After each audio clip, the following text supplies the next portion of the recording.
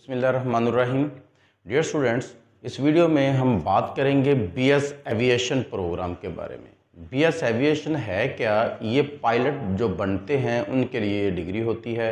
अमूमन बच्चों को इसके बारे में नहीं पता होता, तो आज हम मुकम्मल आपको जो इसकी गाइडलाइन देंगे, कैसे होता है, क्या होता है, प्राइवेट और पब्लिक सेक्टर वगैरह वगैरह सारी हम तफसीलन गुफ्तगू करेंगे। तो इसलिए वीडियो में आखिर तक बने रहिएगा और चैनल को सब्सक्राइब भी कर लीजिएगा।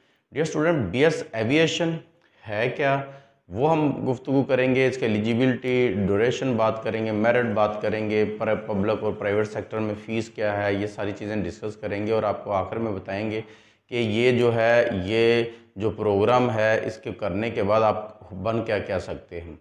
तो हम शुरू करते हैं। तो उससे पहले आपसे हस्ब रिवायत गुजारिश है कि चैनल को सब्सक्राइब ज़रूर कीजिएगा।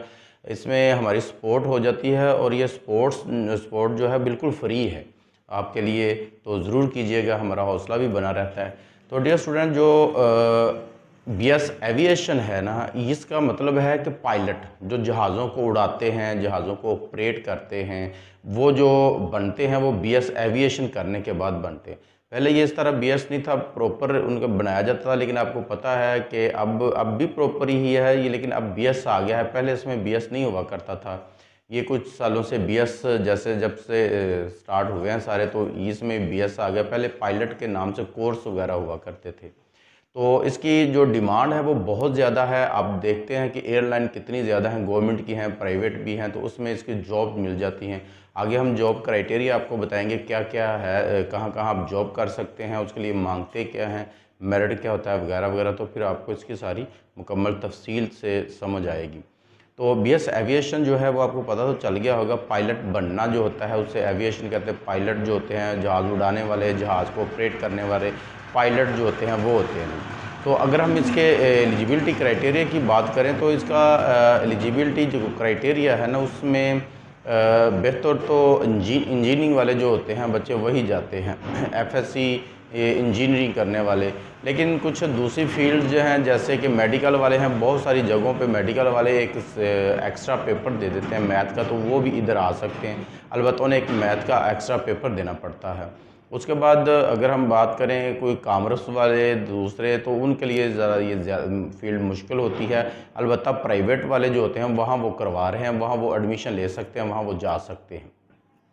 लेकिन ये फील्ड जो प्योर इंजीनियरिंग वालों के लिए है, तो इसलिए इंजीनियरिंग वाले अगर इसमें जाते हैं तो ज़्यादा अच्छी बात है, उनका आराम से मेरिट भी बन जाएगा, एडमिशन भी हो जाएगा। अगर हम इसकी बात करें कि मेरिट की, तो मेरिट बहुत ज़्यादा होता है इसमें। मेरिट एक तरफ आप देख लें, एमबीबीएस जो बनते हैं तो उनका कितना मेरिट होता है। इस साल भी आप देखें 97, पिछले साल भी 97 से शुरू होता है और 89 तक तकरीबन आता है। यहाँ 8-10 नंबरों में ही सारे के सारी सीट्स फिल हो जाती हैं। तो इसकी तो सीट भी उससे कम होती हैं। और फिर गवर्नमेंट सेक्टर की मैं बात कर रहा हूँ, तो गवर्नमेंट सेक्टर में 90% से ज़्यादा आपके नंबर होंगे तो आपका इजीली एडमिशन होगा। उसमें फ़ीस कम होती है, ना होने के बराबर होती है, तो इसलिए उसमें मेरिट बहुत ज़्यादा होता है। हर किसी को शौक़ होता है कि वो पायलट बने, लेकिन उसके लिए नंबर आपको बहुत ज़्यादा चाहिए। और प्री इंजीनियरिंग आपने एफएससी की हो, इंटरमीडिएट यानी कि प्री इंजीनियरिंग हो, और उसके बाद आपके नंबर जो है 90+ होने चाहिए, फिर आपका एडमिशन होगा, वरना एडमिशन इसमें बहुत मुश्किल होता है। 90% से प्लस नंबर हैं तो आपके हो जाता है। इसके बाद वो अपना टेस्ट लेते हैं, तो टेस्ट में भी आपको पास होना, क्लियर करना ज़रूरी है, उसमें भी मेरिट बनता है। पास तो हो सकता है आप हो जाएं, लेकिन मेरिट जब बनेगा सारी चीज़ें मिला के, तो आपका 90+ मेरिट जा रहा होगा, तो फिर ही आप जो है इसमें जा सकते हैं, एडमिशन हो सकता है। वैसे अप्लाई करने के लिए आपके 50%, बल्कि आप 60% कर दिए गए हैं। 60% से ज़्यादा आपके नंबर हैं तो आप अप्लाई कर सकते हैं, उनका एंट्री टेस्ट दे सकते हैं। और उसके बाद इनके कुछ जो फिज़िकल टेस्ट होते हैं वो भी आपको पास करना पड़ते हैं। तो ये जो आप कह लें कि ये जो काम है थोड़ा सा मुश्किल है, इनका एंट्री टेस्ट है या फिज़िकल जो काम वो लेते हैं। ये काम लेने से मतलब है कि आपका जो टेस्ट लेते हैं वो थोड़े टफ़ किस्म के होते हैं, लेकिन इतने मुश्किल नहीं होते। जो बच्चे ने अभी एफएससी की है, तो प्री इंजीनियरिंग वो की है, तो वो जवान होते हैं, उनके लिए कोई मुश्किल नहीं होता, आराम से कर लेते हैं। ड्यूरेशन की अगर हम बात करें तो ड्यूरेशन आपको पता ही है, बीएस है तो 4 साल का ही होगा, तो 4 सालों में आप कर लेते हैं। लेकिन अगर इसके बावजूद बाद हम बात करें कि प्राइवेट सेक्टर में मेरिट क्या होगा। तो प्राइवेट सेक्टर में नंबर थोड़े होने पर भी आपको एडमिशन हो जाता है, उसमें फ़ीस बल्कि ज़्यादा होती है बस, बाकी तो बहुत आसानी से हो सकता है। लेकिन उसके बावजूद भी आपके नंबर वहाँ ये नहीं है 50% 60% हैं तो आपका हो जाएगा, इस तरह नहीं, वहाँ भी आपको काफ़ी अच्छे नंबर होंगे तो फिर ही। और अगर फ़र्ज़ करें 50% या 60% वाले नंबर एडमिशन मिल भी जाता है, तो उसके बाद जब उनका एंट्री टेस्ट होगा या उनका जो टेस्ट होना है वो तो प्रॉपरली होना है, तो उसमें भी आपको पास होना ज़रूरी है।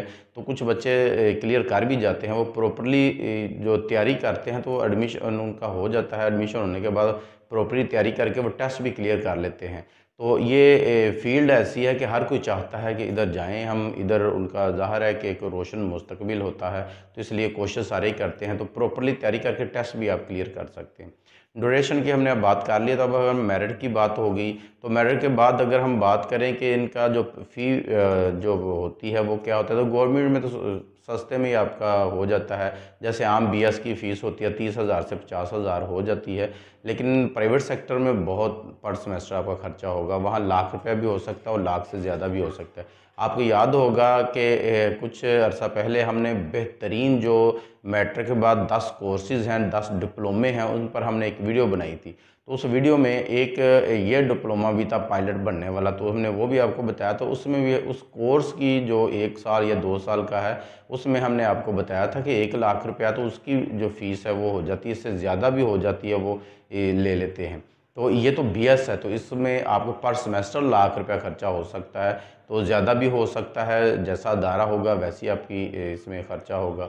और अगर हम बात करें कि इसका जो जॉब क्या आप है, स्कोप क्या है, तो स्कोप इसका बहुत ज़्यादा है। अगर आप ये कर लेते हैं तो आप एयरपोर्ट पे ही कोई ना कोई आपको जॉब मिल जाएगी। जैसे हम बीएस कोई और करते हैं तो हमें पता नहीं होता कि हमेरी जॉब कहाँ पे होगी। एमबीबीएस किया तो उसके बाद पता है कि कहाँ होगी, डॉक्टर ही बनना है। इंजीनियरिंग बहुत सारी ऐसी हैं जो करने के बाद भी पता नहीं होता जॉब कहाँ होनी है, कहाँ नहीं होनी है, हम क्या बनेंगे, हमारा फ्यूचर सिक्योर है या नहीं है। लेकिन ये डिग्री करने के बाद आपको गारंटी होती है कि आपकी जॉब हो जाएगी। सबसे पहले तो आप पायलट होते हैं तो आप एज ए पायलट जॉब कर सकते हैं। एयरलाइन मैनेजमेंट जो होती है, एयरलाइन मैनेजमेंट में आपकी जॉब हो सकती है। और फ़्लाइट ऑपरेशन जो होते हैं, एयरलाइन फ़्लाइट जो ऑपरेशन है वो, उसमें आपकी जॉब हो सकती है। फिर ग्राउंड ऑपरेशन होते हैं, जो एयरलाइन के ग्राउंड ऑपरेशन होते हैं, उसमें आपकी जॉब हो सकती है। एयरलाइन मैनेजमेंट जो है उसमें आपकी जॉब हो सकती है। फिर एयरलाइन प्लानिंग होती है, उसमें आप जॉब कर सकते हैं। फिर एविएशन कंसल्टेंसी जो फर्म्स होती हैं उनमें आपकी जॉब हो सकती है। कैरियर काउंसलर आप बन सकते हैं, इसमें आप कैरियर काउंसलर में जा सकते हैं। फिर एयरपोर्ट सर्विसेज जितनी भी हैं किसी भी किस्म की, एयरपोर्ट पे आप ये देख लें, गेट से लेकर जहाज़ उड़ने के दरमियान में जितनी भी सीट्स हैं ना, उस किसी भी एक सीट पर आप जॉब कर सकते हैं। तो बहुत ज़्यादा इसका स्कोप है। और दूसरी बात यह है कि इसको करने के बाद आपको सिर्फ ये इंतज़ार करना होता है कि वैकेंसीज आती कब हैं, जब अप्लाई करेंगे तो जॉब हो जाएगी। शर्त ये है कि आपका वो एंट्री टेस्ट, उनकी जो दूसरी चीज़ें वो आप क्लियर करें तो। और जैसे कि दूसरा बीएस मैंने कहा कि आप करने के बाद भी पता नहीं होता जॉब होगी या नहीं होगी, लेकिन इनको करने के बाद आपकी जॉब इंशाल्लाह हो जाती है। और दूसरा इसमें आप इंजीनियरिंग के सब्जेक्ट ही इतने पढ़ लेते हैं कि फ़र्ज़ करें इधर नहीं भी आप जाते, मिसाल के तौर पर आपकी नहीं भी जॉब होती, तो और बहुत सारी फील्ड्स होती हैं जिनमें आप आसानी से जा सकते हैं। और दूसरी बात यह है कि इसमें आप टीचिंग में भी आ सकते हैं। टीचिंग एक ऐसा शोबा है, जब कहीं भी ना आपको जॉब मिले, कहीं आपका कुछ ना हो, तो टीचिंग जो है वो संभाल लेती है। तो इसमें आप टीचिंग भी कर सकते हैं, टीचिंग में आ सकते हैं। बाकायदा इसी डिप्लोमे या कोर्सेज जहाँ पे हो सकते हैं वहाँ भी कर सकते हैं। मैथ या इस तरह के जो टेक्निकल काम जहाँ पे करवाए जा रहे हैं वहाँ पे भी आप as a teacher, as a lecture आप काम कर सकते हैं। तो ये तो सारी थी इनकी जो तफसील कि आप पायलट कैसे बन सकते हैं। दूसरा ये कि बाकायदा पायलट बनने के लिए फिर आपको ये जब जॉब हो जाएगी फिर एक ट्रेनिंग करवाई जाएगी। ट्रेनिंग करवा के तो फिर आपको जहाज़ के पहले असिस्टेंट और फिर जहाज़ का आप कप्तान वगैरह जो भी उनका होता है, पायलट होता है जो, वो फिर आप बनते हैं। तो इस तरह की जितनी वीडियोस होती हैं हम कोशिश करते हैं कि आप तक बाकायदा उनकी रिसर्च करके फिर आप तक पहुंचाई जाए। और बात में आपको हो सकता है कि ऐसा लगता हो, लेकिन हम वो खबर ही आपको देते हैं जो कि हकीकत होती है। और जो हो सकती है या जो होती है वही देते हैं, जो नहीं होती वो हम बिल्कुल भी डिस्कस नहीं करते। तो इसलिए ऐसी ही और वीडियोस के लिए चैनल को सब्सक्राइब ज़रूर किया करें। आपका कोई खर्चा नहीं होता, लेकिन हमारा भला होता रहता है। तो मिलते हैं ऐसी किसी और वीडियो में, तब तक के लिए मुझे दीजिए इजाज़त। अल्लाह हाफिज़।